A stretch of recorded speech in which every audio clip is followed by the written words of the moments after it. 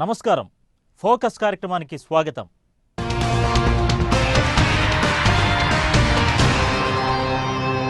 నేరస్తులుగా రుజువైన ప్రజాప్రతినిధులను అనర్హత బారి నుంచి రక్షించేందుకు ప్రతిపాదించిన వివాదాస్పదమైన ఆర్డినెన్స్ అటకెక్కింది. ఆర్డినెన్స్తో పాటు సంబంధిత బిల్లును కూడా ఉపసంహరించుకోవాలని కేంద్ర ప్రభుత్వం నిర్ణయం తీసుకోవడంతో మొత్తం వివాదం సుఖాంతమైంది. ఈ ఆర్డినెన్స్ జారీ చేయాలని కేంద్ర మంత్రివర్గం నిర్ణయించడం, రాష్ట్రపతి దానిపై కొన్ని ప్రశ్నలు లేవనెత్తడం, కాంగ్రెస్ పార్టీ ఉపాధ్యక్షుడు రాహుల్ గాంధీ ఆర్డినెన్స్ స్ఫూర్తినే ప్రశ్నిస్తూ దాన్ని నాన్సెన్స్గా అభివర్ణించడం, ఆర్డినెన్స్ను చించిపారేయాలని పేర్కొనటం చాలా నాటకీయంగా జరిగాయి.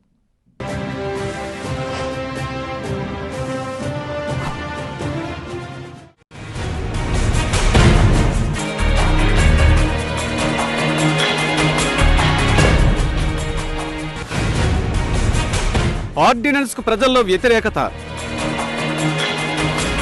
వ్యతిరేకత గుర్తించిన రాహుల్ గాంధీ, నిర్ణయాన్ని తిరగదోడిన కేబినెట్, ప్రభుత్వ యంత్రాంగం కంటే పార్టీ యంత్రాంగం మిన్న. మొత్తం సంఘటనలో నాటకీయత ఎలా ఉన్నా కేబినెట్ హడావిడిగా నిర్ణయాలు చేస్తుందని, దానిపై విమర్శలు వచ్చినప్పుడు ఉపసంహరించుకుంటుందని తేలింది. ప్రజల ఆకాంక్షల పట్ల ప్రభుత్వం సున్నితంగా వ్యవహరిస్తుందని, అందువల్లనే రాష్ట్రపతి మాదిరిగానే రాహుల్ గాంధీ స్పందించటం, రాహుల్ గాంధీ మాదిరిగానే తిరిగి ప్రభుత్వం స్పందించి కార్యాచరణ చేయటం, ప్రజాభిప్రాయం కూడా దానికి అనుగుణంగా ఉండటం వల్ల కథ సుఖాంతమైందని చెప్పుకోవచ్చు. My opinion on the ordinance is that it's complete nonsense and that it should be torn up and thrown out. That's my opinion, my personal opinion on the ordinance. And I asked him, what is going on, what are you doing? I had some work with him, and he said that I am here with the press, meet the press. Dekhiye bhaiya, I am not interested in what any opposition leader says. I am interested in what the Congress party is doing. I am interested in what our government is doing, and I personally feel that what our government has done as far as this ordinance is concerned is wrong. అయితే తాను విదేశాల్లో ఉన్నప్పుడు party ఉపాధ్యక్షుడు కేంద్ర మంత్రివర్గ నిర్ణయాన్ని సవాలు చేస్తూ బహిరంగంగా ప్రకటించడం తనకు మనస్తాపం కలిగించిందని ప్రధాని మన్మోహన్ సింగ్ రాహుల్ గాంధీతో చెప్పినట్లు ప్రచారం జరుగుతోంది. రాహుల్ గాంధీ స్వయంగా ప్రధానిని కలిసి వివరణ ఇచ్చినందున ఆ సమస్య అక్కడితో సమస్య పోయింది. కేంద్ర మంత్రివర్గం ప్రతిపాదించిన ఆర్డినెన్స్ కు ప్రజల్లో నెలకొన్న భావోద్వేగాలను కేంద్ర మంత్రివర్గం పసిగట్టలేకపోవటంలోనే ఈ తంటా అంతా వచ్చింది. ప్రభుత్వ యంత్రాంగం కంటే పార్టీ యంత్రాంగం బలంగా ఉండటం వల్ల రాహుల్ గాంధీకి ప్రజాభిప్రాయం బాగా తెలిసిందని, అందువల్లనే ఆర్డినెన్స్ చింపి పారేయాలని చెప్పినట్లు భావించడానికి అవకాశం ఉంది. ఈ ఆర్డినెన్స్ ను ప్రవేశపెట్టాలన్నది కేంద్ర మంత్రివర్గ నిర్ణయం కాబట్టి దీనిని ఉపసంహరించుకోవటం గురించి కూడా ప్రధాని మిత్రపక్షాలకు వివరణ ఇచ్చుకోవలసి వచ్చింది.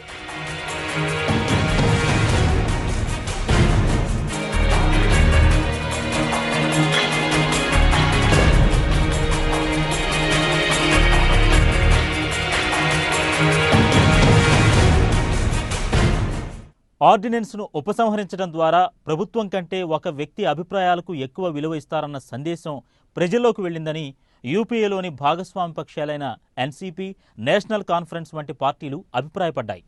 యూపీఏ ప్రభుత్వాన్ని బయట నుంచి బలపరుస్తున్న సమాజ్వాదీ పార్టీ ఆర్డినెన్స్ జారీ చేయడాన్ని, దాన్ని ఉపసంహరించడాన్ని ప్రజాస్వామ్యంపై దాడిగా అభివర్ణించింది.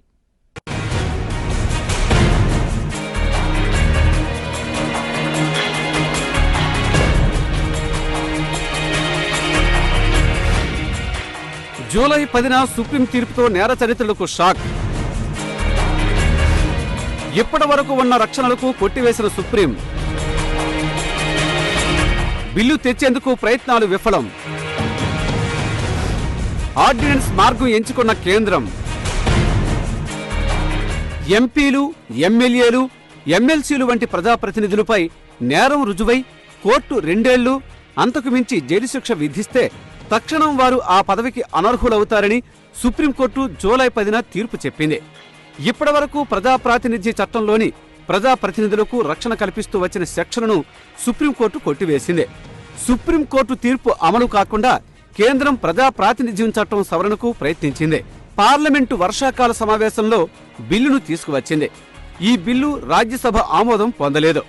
అందువల్ల సెప్టెంబర్ 24న ఆర్డినెన్స్ను తీసుకువచ్చింది.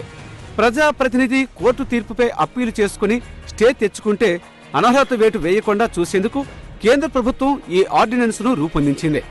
ప్రభుత్వం ఈ ఆర్డినెన్స్ తీసుకురావటం అంటే నేర చరిత్రను బలపరచటమేనన్న అభిప్రాయం జనసామాన్యంలో వ్యక్తమైంది.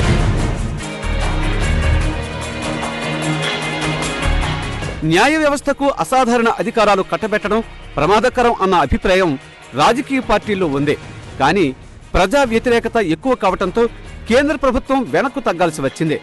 తమ అభిమతం మేరకే ఆర్డినెన్స్ వెనక్కిపోయిందని ప్రధాన ప్రతిపక్షం భారతీయ జనతా పార్టీ చెప్పుకుంటోంది. ప్రస్తుతం 72 మంది ఎంపీలు వివిధ క్రిమినల్ అభియోగాలను ఎదుర్కొంటున్నారు. వీరిలో ఎవరికైనా 2 ఏళ్లకు మించి శిక్షలు పడినట్లయితే ప్రజాప్రతినిధులుగా ఉండడానికి అనర్హులవుతారు. అసోసియేషన్ ఆఫ్ డెమోక్రటిక్ రిఫార్మ్స్ అనే సంస్థ అధ్యయనం ప్రకారం వీరిలో 18 మంది బీజేపీ ఎంపీలు, మరో 14 మంది కాంగ్రెస్ ఎంపీలు, సమాజ్వాదీ పార్టీకి చెందిన వారు 8 మంది, బీఎస్పీకి చెందిన 6, అన్నాడీఎంకేకి చెందిన 4, జనతాదళ్కు చెందిన 3, సిపిఎంకు చెందిన 2 ఉన్నారు. పార్లమెంటులో 30% మంది నేర చరిత్రులే. రషీద్ మసూద్, లాలూలకు పదవీ గండం. ఫాస్ట్ ట్రాక్ కోర్టులు ఏర్పాటు చేసే ఆలోచన. పార్లమెంటులో ఇతర పార్టీలకు చెందిన మరో 17 మంది మీద కూడా వివిధ రకాల క్రిమినల్ కేసులు ఉన్నాయి. ఎంబీబీఎస్ సీట్ల కుంభకోణంలో కాంగ్రెస్ ఎంపీ రషీద్ మసూద్ను ఢిల్లీ కోర్టు దోషిగా తేల్చింది. రాంచీలోని సిబిఐ కోర్టు ఆర్జేడీ అధినేత లాలూ ప్రసాద్ యాదవ్ను మరికొందరిని దోషులుగా తేల్చింది. లాలూకు 5 సంవత్సరాల జైలు శిక్ష పడింది. దీంతో ఆయన ఎంపీ సీటును కోల్పోతారు.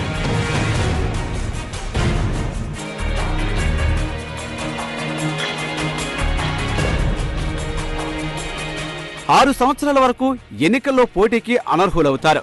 2009 లోక్సభ ఎన్నికలు, 2008లో జరిగిన అసెంబ్లీ ఎన్నికల్లో గెలుపొందిన 4007 మంది ప్రజాప్రతినిధుల్లో 30% మంది లేక 1460 మంది మీద క్రిమినల్ కేసులు ఉన్నట్లు ఏడీఆర్ అధ్యయనంలో తేలింది. అయితే ఇప్పుడు అనర్హత వేటు పడిన వారిపై శిక్ష అమలు చేసే తీరు గురించి ఇంకా స్పష్టత రాలేదు. నేరాలు చేసిన ప్రజాప్రతినిధులను శిక్షించడానికి ఫాస్ట్ ట్రాక్ కోర్టులను ఏర్పాటు చేయాలని సుప్రీంకోర్టు ప్రతిపాదిస్తోంది.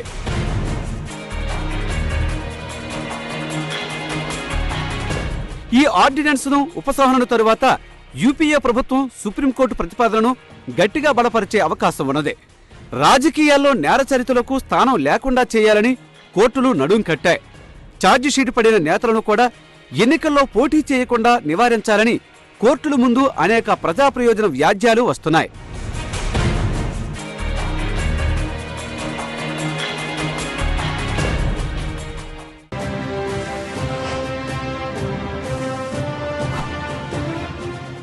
సుప్రీంకోర్టు అక్టోబర్ 9న ఈ వ్యాజ్యాలపై విచారణ నిర్వహించనున్నది. ఎన్నికల్లో సంస్కరణలను తీసుకొచ్చేందుకు సుప్రీంకోర్టు ఇటీవల అనేక సంచలనాత్మకమైన తీర్పులను ఇచ్చింది. అక్టోబర్ 9న కూడా అటువంటి సంచలనమైన తీర్పు వెలువడే అవకాశం లేకపోలేదు.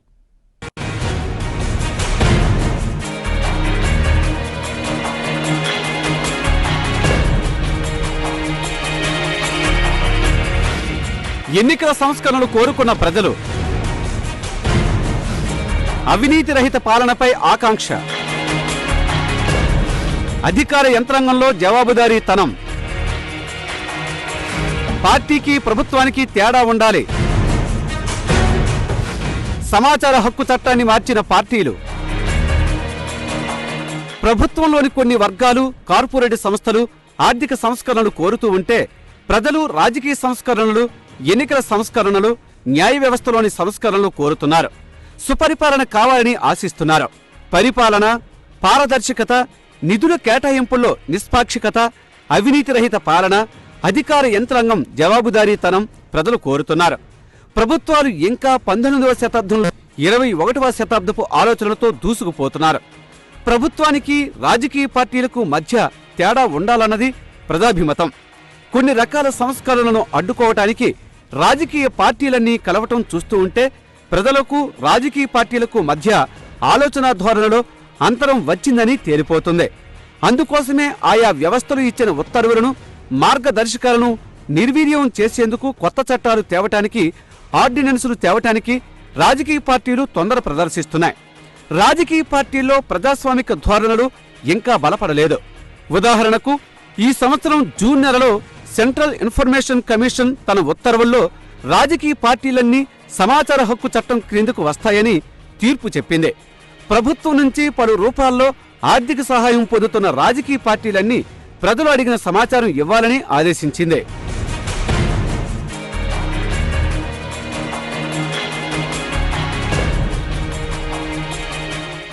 రాజకీయ పార్టీలే ప్రభుత్వాలను ఏర్పాటు చేస్తాయి. అలా ఏర్పాటైన ప్రభుత్వాలు తెచ్చిన సమాచార హక్కు చట్టాన్ని తమకు అన్వయించుకోవడానికి రాజకీయ పార్టీలు సుముఖంగా లేవు. అందువలనే దాదాపు అన్ని రాజకీయ పార్టీలు సెంట్రల్ ఇన్ఫర్మేషన్ కమిషన్ మీద దాడికి దిగాయి. సిఐసి పరిధి దాటి వ్యవహరిస్తున్నదని ఆరోపించాయి. రాజకీయ పార్టీలు ఎవరికీ జవాబుదారీ కాదన్న రీతిలో వాదించాయి.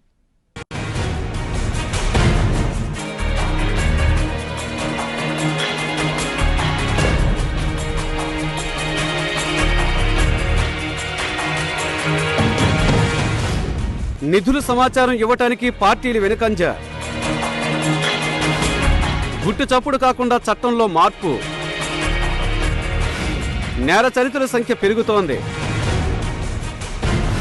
ఆర్థికపరమైన అంశాలపై గుట్టు, రాజకీయ నిర్ణయాలు పలు దశల్లో విభిన్న కోణాల్లో జరుగుతాయన్న మాట నిజమే. అవన్నీ ప్రజలకు తెలియజేయని అవసరం లేదని రాజకీయ పార్టీలు చేస్తున్న వాదన కూడా నిజమే. కానీ ప్రజల సమాచార హక్కు కేవలం రాజకీయ పార్టీల నిర్ణయాలకే పరిమితం కాదు, వారి ఆర్థికపరమైన అంశాలకు వర్తిస్తుంది. రాజకీయ పార్టీలు తాము సేకరిస్తున్న నిధుల గురించి, నిధులు సేకరిస్తున్న విధానం గురించి ప్రజలకు సమాచారం ఇవ్వటానికి సిద్ధంగా లేవు. కొన్ని రాజకీయ పార్టీలు పాక్షికంగా కొంత సమాచారం చెప్పినప్పటికీ చాలా రాజకీయ పార్టీలు వాస్తవ పరిస్థితులను వెల్లడించటం లేదు. అన్ని రాజకీయ పార్టీలు కూడబలుక్కొని రాజకీయ పార్టీలను సమాచార హక్కు నుండి మినహాయించే చట్టాన్ని గుట్టుచప్పుడు కాకుండా చేసుకున్నాయి. ఆ విధంగా ప్రజలు కోరుకుంటున్న రాజకీయ సంస్కరణ ఆగిపోయింది. ఆ వరుసలోనే రౌడీలు, నేరగాళ్ల పాత్రను రాజకీయాల నుంచి తప్పించటానికి అవకాశం కల్పించే విధంగా సుప్రీంకోర్టు తీర్పు ఇచ్చింది. అనర్హత ఆర్డినెన్స్ పేరుతో మొత్తం చెలరేగిన వివాదం ఈ సుప్రీంకోర్టు తీర్పు చుట్టూనే తిరిగింది. రాజకీయాల్లో అవినీతి ఆరోపణలు ఎదుర్కొంటున్న నాయకుల సంఖ్య పెరిగిపోతున్నదే. సిబిఐని పంజరంలో చిలుకగా సుప్రీంకోర్టు చీవాట్లు వేయాల్సిన పరిస్థితి తలెత్తింది.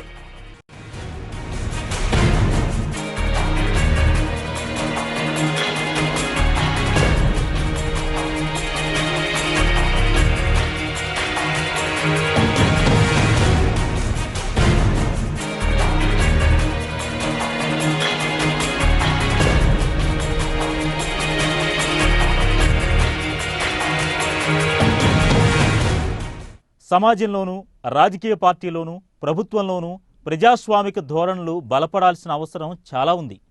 ప్రభుత్వాలు మరింత జవాబుదారీతనంగా వ్యవహరించాలని ప్రజలు కోరుతున్నారు. ఆ నేపథ్యంలోనే లోక్పాల్ బిల్లు, మహిళలకు చట్టసభల్లో ప్రాతినిధ్యం వంటి డిమాండ్లు వస్తున్నాయి.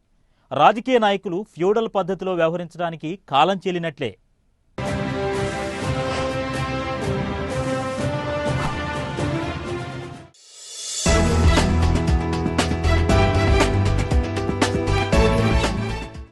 ఉత్తరాది రాజకీయ పార్టీల ఆధిపత్యాన్ని, ఉత్తరాది నాయకుల అధికారాన్ని ప్రశ్నించిన చరిత్ర ఆంధ్రప్రదేశ్ది. ఆంధ్రప్రదేశ్కు చెందిన పట్టాభి సీతారామయ్య, నీలం సంజీవరెడ్డి, కాసు బ్రహ్మానందరెడ్డి, ఎన్టీ రామారావు, మర్రి చెన్నారెడ్డి, పివి నరసింహారావు వంటి నాయకులు ఉత్తరాది నాయకుల ఆధిపత్యాన్ని ఎప్పటికప్పుడు ప్రశ్నించేవారు. ఎన్టీ రామారావు వారి ఆధిపత్యాన్ని ప్రశ్నించడమే కాకుండా ఎదురు తిరిగిన తార్కాణాలు ఎన్నో ఉన్నాయి. రాష్ట్రం కోసం ఢిల్లీతో కొట్లాడిన నాయకులు, రాష్ట్ర నాయకులంటే కేంద్రంలో బెదురు, రాష్ట్రం నుంచి పలువురు అగ్ర నాయకులు, దేశ రాజకీయాలను ప్రభావితం చేసిన రాష్ట్రం. మహాత్మా గాంధీ పట్టాభి సీతారామయ్యను బాగా అభిమానించేవారు. జవహర్లాల్ నెహ్రూకు నీలం సంజీవరెడ్డి అంటే అమితమైన అపేక్ష. అయితే వారిద్దరూ గాంధీని, నెహ్రూని ప్రశ్నించడానికి ఎప్పుడూ వెనకాళ్లేదు.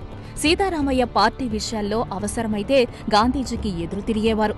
భాషా ప్రయుక్త రాష్ట్రంగా ఆంధ్రప్రదేశ్ ఏర్పడిన తరువాత నాగార్జున సాగర్, శ్రీరామ్ సాగర్ ప్రాజెక్టుల కోసం నీలం సంజీవరెడ్డి నెహ్రూతో ఘర్షణకు దిగిన సందర్భాలున్నాయి. ఇంజనీరు కెఎల్ రావు అందచేసిన సమాచారం ఆధారంగా ఎప్పటికప్పుడు జాతీయ నాయకుల దృష్టి ఆంధ్రప్రదేశ్ ఇరిగేషన్ ప్రాజెక్టుల మీద ఉండేలా సంజీవరెడ్డి చూసేవారు.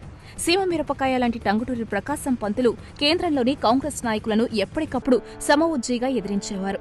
ఎమర్జెన్సీ సమయంలో ఇందిరాగాంధీ మంత్రివర్గంలో హోంమంత్రిగా ఉంటూ పెద్దగా ప్రభావం చూపలేని కాసు బ్రహ్మానందరెడ్డి కాంగ్రెస్ పార్టీ అధ్యక్షుడిగా వచ్చిన తరువాత కేంద్రంలో మారిన రాజకీయ పరిస్థితుల సహాయంతో ఇందిరాగాంధీని పార్టీ నుంచి వెళ్లగొట్టారు.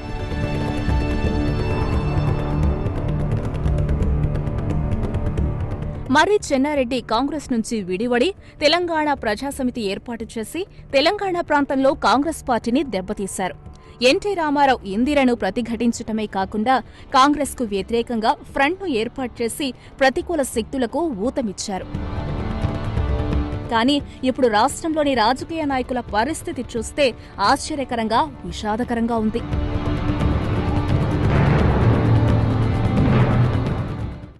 ఆంధ్రప్రదేశ్ను విభజించవద్దని రాష్ట్రానికి చెందిన అన్ని పార్టీల నాయకులు కేంద్రంలో దేహి అనాల్సిన పరిస్థితి ఏర్పడింది.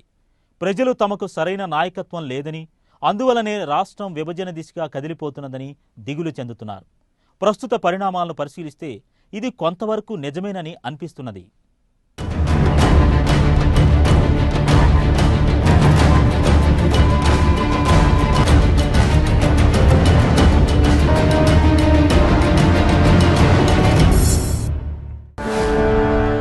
సమైక్య ఉద్యమానికి బేఖాతర్, నాయకత్వ లోపమంటున్న ప్రజలు, ఏకాభిప్రాయం, వ్యూహం లేని రాష్ట్ర నాయకులు, జాతీయ పార్టీల బలహీనత కనిపెట్టిన టీఆర్ఎస్, నరేంద్ర మోడీతో చేతులు కలిపిన చంద్రబాబు, ఢిల్లీలో ఒక మాట, గల్లీలో ఒక మాట. అధికార పార్టీలో ఉన్నవారు పదవులకు రాజీనామా చేయడానికి మీనమేషాలు లెక్కపెడుతున్నారు. వీరి మాటను అధిష్టాన వర్గం అస్సలు ఖాతరు చేయటం లేదని ప్రజలు భావిస్తున్నారు. 60 రోజులకు పైగా సీమాంధ్ర ప్రజలు విరామం లేకుండా ఆందోళన చేస్తున్నా కేంద్ర ప్రభుత్వం పట్టించుకొనకపోవటాన్ని తమ నాయకత్వ లోపమేనని ఉద్యమకారులు భావిస్తున్నారు.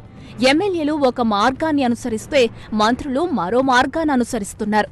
కేంద్రంలో ఎంపీలు ఒక మార్గాన పోతే మంత్రులు మరో మార్గాన పోతున్నారు. మళ్లీ ప్రజల ముందు అందరూ తాము సమైక్య రాష్ట్రాన్ని కోరుతున్నామని ఆర్భాటంగా ప్రకటనలు చేస్తున్నారు.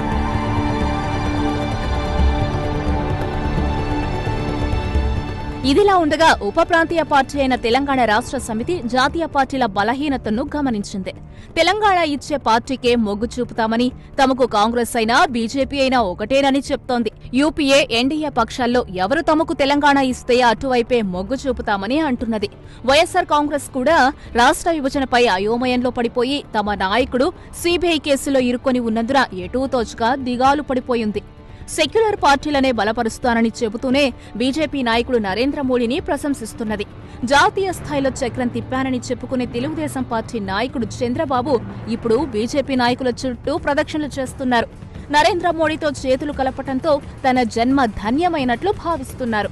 ఢిల్లీలో ఢిల్లీ మాట, గల్లీలో గల్లీ మాట మాట్లాడుతూ సుపరిపాలన అంటూ కాలక్షేపం చేస్తున్నారు. 9 ఏళ్లు అధికారంలో ఉన్నప్పుడు సుపరిపాలన అందించి ప్రజాభిమానం పొందలేని నాయకుడు ఇప్పుడు కొత్తగా సుపరిపాలన అంటున్నారు. ఇదిలా ఉండగా సమైక్య రాష్ట్రాన్ని రక్షించటానికి భారతీయ జనతా పార్టీకి చెందిన సీమాంధ్ర నేతలు ఢిల్లీ ప్రదక్షిణలు చేస్తున్నారు. బీజేపీ అగ్రస్థాయి నాయకుల వద్దకు రాయబారాలు నడుపుతున్నారు.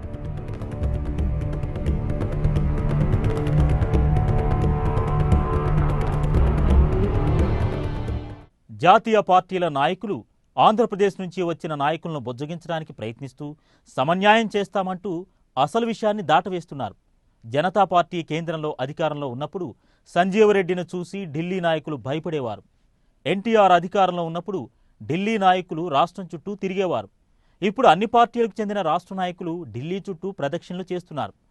రాష్ట్రానికి ఇదో విషాదం.